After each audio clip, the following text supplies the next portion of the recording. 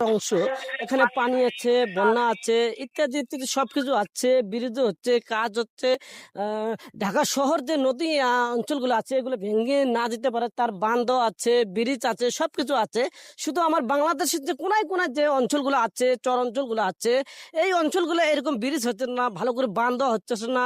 এই চর অঞ্চলগুলো আমাদের দেখেন ক্ষতির দিকে যাচ্ছে, কিছু জমি ভেঙে যাচ্ছে, বাড়ি ভেঙে যাচ্ছে, গাছপালা ভেঙে যাচ্ছে। আসলে এইসব দেখার মানুষরা এগুলো দেখার কোনো তদন্ত নেয় না, আমাদের কেউ নেয় না আর কি। যারা আমাদের চরাঞ্চলে শুধু যোগাযোগ করে, শুধু ফোনের মাধ্যমে যোগাযোগ করে, তারা তারা কিন্তু সঠিক মতো তারা মাঠে যাওয়া ওইরকম তদন্ত নেয় না। তারা যে মাঠে যাওয়া তদন্ত নেয় তাহলে আমি আশা করি এরকম ব্রিজ থাকবে, এরকম বাঁধ থাকবে, নদীর জন্য ভাঙতে না পারে, নদীর জায়গা থাকবে, ব্রিজের জায়গায় থাকবে।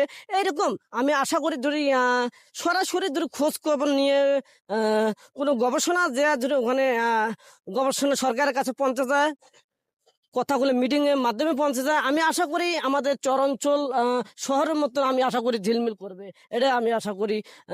আমি আশা করি নতুন সরকার আমাদের বাংলাদেশ থেকে, আমি আশা করি অতি তাড়াতাড়ি বাংলাদেশের গবেষণা আছে, বিশ্বের গবেষণা আছে, তাদের মাধ্যমে বসে আমাদের বাংলাদেশের সকল চরাঞ্চল, অলিপ্রিত যে চরাঞ্চলগুলো আছে সেগুলো দেখা করে তদন্ত করে আপনার কাছে পৌঁছে দেবে। আপনি আশা করি চর অঞ্চলগুলো অবশ্যই কাজ হবে ইনশাল্লাহ।